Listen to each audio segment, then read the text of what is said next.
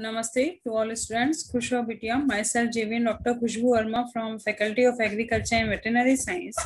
Today we are going to discuss about cell suspension culture, and this session is related to Plant Biotechnology course of program MSc BT second sem. So here, first of all, we are going to discuss about cell suspension culture, and before that, you have to know about plant tissue culture. Short form is PTC. So PTC is defined as a collection of experimental methods of growing plant cells, tissues, and organ in an artificially prepared nutrition medium, static or liquid, under aseptic conditions. It is also referred to as micropropagation.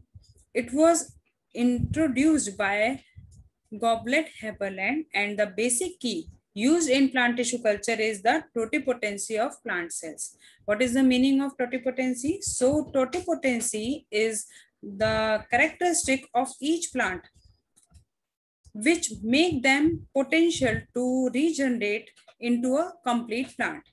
With this characteristic, plant tissue culture is used to produce genetically identical plants, means clones, in the absence of fertilization process, pollinations, or seeds. Now we are going to discuss about cell suspension culture. So the cell suspension culture, also called as the plant cell culture, is a system for production of chemicals. It can be defined as the culture of tissues and cells cultured in liquid nutrient medium, producing a suspension of single cell and cell clumps. Cell suspension culture is the primary route for studying plant cell secondary metabolism. The cell suspension culture requires optimization of the cell line, the cultivation media, and the bioreactor system. You can understand this cell suspension culture process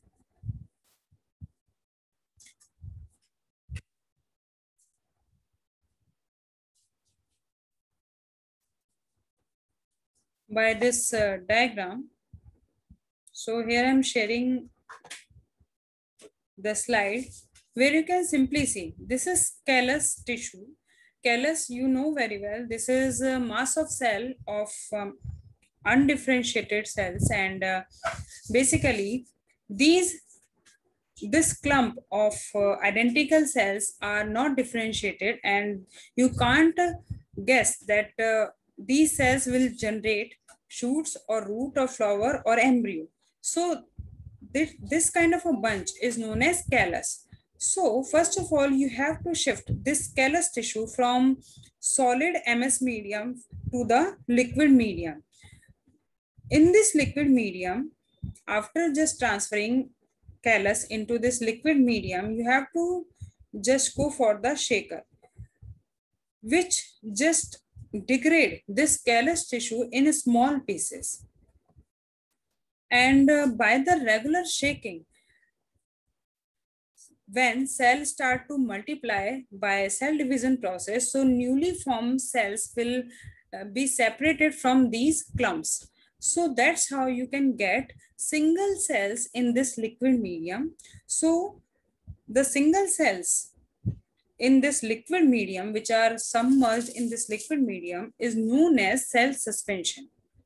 After getting cell suspension culture, you can filter this culture by this filtration process, and you can collect your single cells. Then these single cells will be transferred into new medium, liquid medium. Again, you can go for the centrifugation process and you can get your group of single cells, and you can shift them into new fresh medium. And after just transferring or resuspension process, regular resuspension process, you will get pure single cell suspension culture. And you can calculate the cell number by hematocytometer.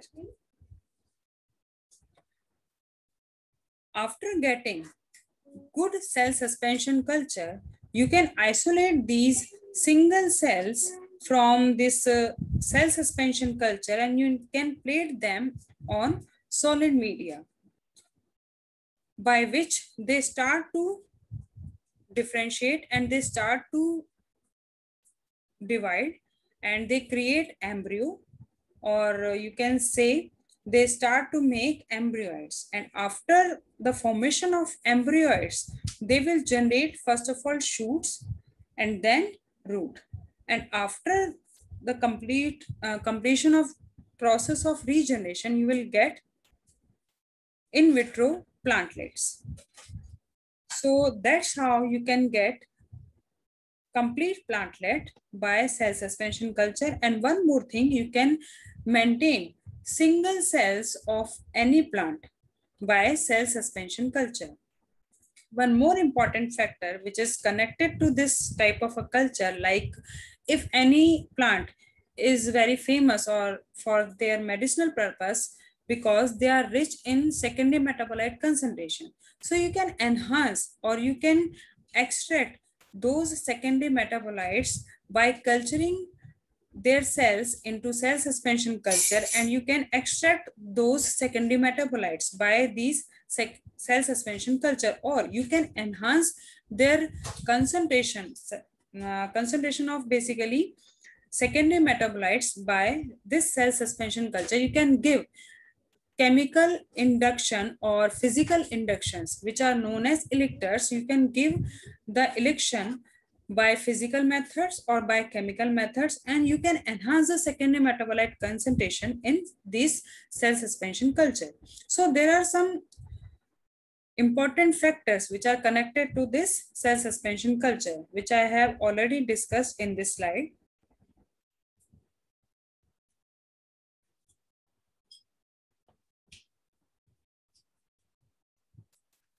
So there are two types of cell suspension culture. First one is the batch culture and second is continuous culture. Each of these cultures have its own advantage and all types are being used in practice. First of all, we are going to discuss about batch culture. So batch culture is a type of cell suspension where the cell material grows in a finite volume of agitated liquid medium. These cultures are maintained continuously by subculturing method, as I have already told you, and batch cultures are most commonly maintained in conical flasks, incubated on orbital platform shakers at the speed of 80 to 120 RPM in range. It is a closed system with no additions or removal of nutrient and waste products during the period of incubation. So just because of no addition or no removal of nutrient or waste material, there will be a growth curve in batch culture. You can understand this growth curve by this diagrammatic representation. On the y-axis, there is cell number, and on the x-axis, this is time. So in the starting of batch culture, cell will adjust into the new environment and they do not start their cell division. So this period is known as lag phase, and after getting comfortable in new media, they start to divide and they start to multiply their cell in rapid phase. So this stage is known as exponential phase, in which cell numbers start to enhance. After the exponential phase, you will get linear phase, and after linear phase, there will be a progressive declaration.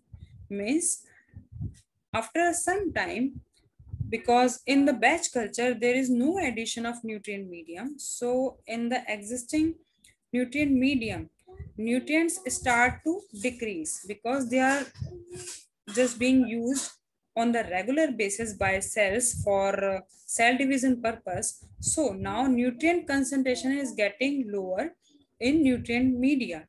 So that's why cell start to cell division becomes slower, and after the progressive declaration there will be a stationary phase where cell numbers remain same So that's how growth curve comes in batch culture. And in batch culture, there are some other types like slow rotating culture. So in this culture, single cells and cell aggregates are grown in a specially designed flask, which are known as nipple flask. Each nipple flask possesses 8 nipples like projections having a capacity of 250 ml. They are loaded in a circular manner on the large flat disc of vertical shaker. When the flat disc rotates at the speed of 1 to 2 rpm, the cells within each nipple of flask are alternatively bathed in culture medium and exposed to the air. Here you can understand this type of a culture by its diagram.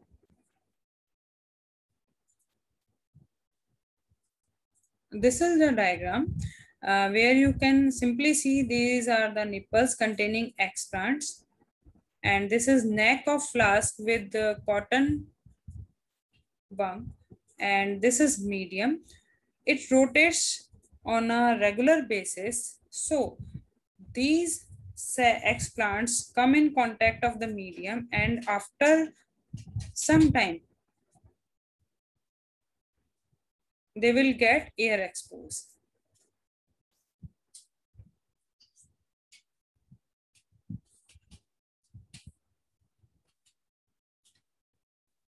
Second type is shaker culture. So it is very effective system, and in this system single cells and cell aggregates in fixed volume of liquid medium are placed in conical flasks.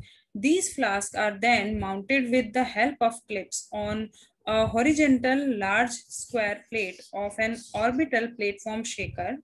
The square plate moves in a circular motion at the speed of 60 to 80 rpm. You can understand this kind of a shaker system by this diagram. Here you can simply see these are culture flask with cell suspension, and this one is your electric boring, which create a circular motion at the speed of 60 to 180 rpm.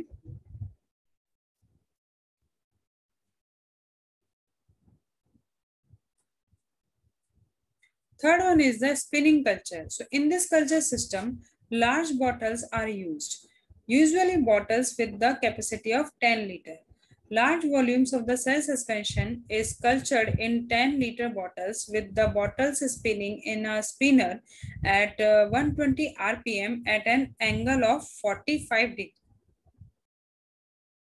You can easily assume the structure of this kind of a culture by its diagram, where you can simply see this is the axis of a spinning flask at 45 degree, and it is spin at 120 rpm, and this bottle is having capacity of 10 liter, and this one is a cell suspension culture, and this is variable speed motor which create the motion, and this is lower bearing, and this one is upper bearing, and this is cotton plug.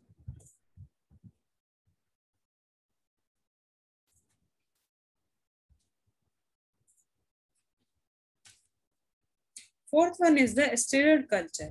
This system is used for large scale batch culture. In this method, the large culture vessels, means round bottom flask, is not rotated, but the cell suspension inside the vessel is kept dispersed continuously by bubbling sterile air through the culture medium. Internal magnetic stirrer is used to agitate the culture medium safely. The magnetic stirrer revolves at 200 to 600 rpm. You can understand this stirred batch culture process by this diagram.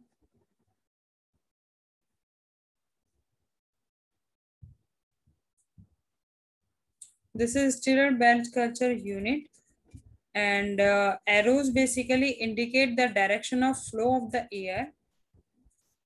AI is air input, and F is sterilizing gas fiber air filter. AO is air outlet. CW is cotton wool, and IP is inoculation port. And by the air input, air comes into the batch culture, and with the IP means with the inoculation port you can inoculate the medium, and A is aerator, which create the aeration in culture medium, and S is stirrer magnet, which create the motion, and ST is a sample tube by which you can inoculate the sample into medium, and MS is magnetic stirrer, which create the motion, and SWL is sterile water line, which add the sterile distilled water into culture media, and SR is a sample receiver, means you can collect the sample from this batch culture by this sample receiver, and CW is cotton wool. This CW is cotton wool. So that's how basically air comes by this portion, and aerator create the aeration into medium. By the IP you can inoculate the medium, and by ST you can inoculate the sample, and by the SWL you can add the sterile distilled water, and by the SR you can collect your samples.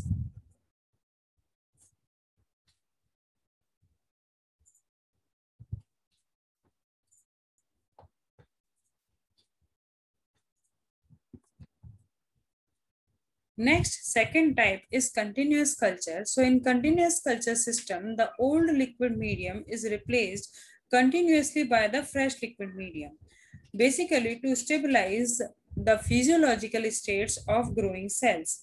In this system, nutrient depletion does not occur due to the continuous flow of nutrients, and the cells away remain in the steady growth phase. Continuous culture is further divided into two types. First is to enclosed type, the used medium is replaced with the fresh medium. Hence, the cells from used medium are mechanically retrieved and added back to the culture, and thus the cell biomass keep increasing. In open type continuous culture, both the cells and used medium are replaced and with the fresh medium, thus maintaining culture at constant and sub-maximal growth rate. Open continuous cell suspension culture is of two types further. First one is the chemostat. In this system, culture vessels are usually cylindrical or circular in the shape and possess inlet and outlet ports for aeration and the introduction and removal of cells and medium. Such a system are maintained by a steady state. Thus, in a steady state condition, the density, growth rate, chemical composition, and metabolic activity of the cell are remain constant. Such continuous cultures are ideal for studying growth kinetics and the regulation of metabolic activity in higher plants. You can understand this chemostat culture by this diagram, in which direction of the arrow indicates the direction of flow of liquid. Again, AI, air for the air input, F is for sterilizing glass fiber, AO is for air input when it is required, and CW is basically cotton wool, and EL are volume sensing electrodes. ELV is volume controlling outlet valve. MI is medium input. S is stirrer magnet, ST sample tube.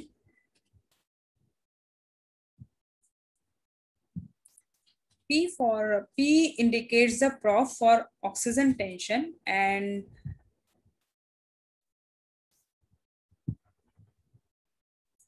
DD indicates density detector.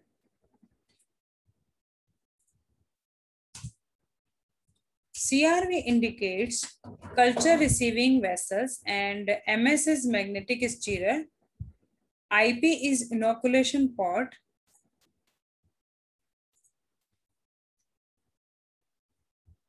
So by this chemostat culture, you can prepare your continuous culture.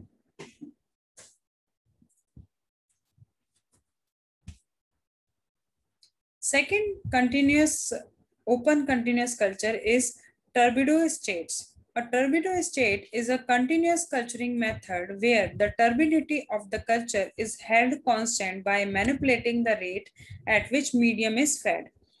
In this system, the cells are allowed to grow up to a certain turbidity when the predetermined volume of culture is replaced by fresh culture. The turbidity is measured by the changes of optical density of the medium. An automatic monitoring unit is connected with the culture vessel, and such unit adjusts the medium flow in such a way as to maintain the optical density or pH at chosen present level. If we are talking about the importance of cell suspension culture, so such systems are capable of contributing significant information about cell physiology, biochemistry, and metabolic events. It is also important to build up an understanding of an organ embryoid formation starting from a single cell. Mutagenesis studies means mutation studies may be facilitated by the cell suspension culture to produce mutant cell clones from which mutant plants can be raised. If we are talking about the advantages of cell suspension culture, so the nutrient can be continuously adjusted. This system can be scaled at large scale for the production of cells, and a whole plant can be regenerated from a single plant cell. And this cell suspension culture is especially used for the synthesis of secondary metabolites, which are medicinally important, by using cell suspension culture. And you also can enhance the concentration of these secondary metabolites by artificial election methods. And if you are talking about disadvantages of cell suspension culture, so the productivity of cell suspension culture decreases over extended subculture periods. Slow growth and low productivity of plant cells happen in during the cell suspension culture, and same as cell may can be damaged by shear conditions. So this is the sum up of this session, and this session is powered by digital version 2.0 Jyoti Vidyapeeth Women's University Jaipur. And if you have any query, then mention in the comment box. I will resolve it. Thank you.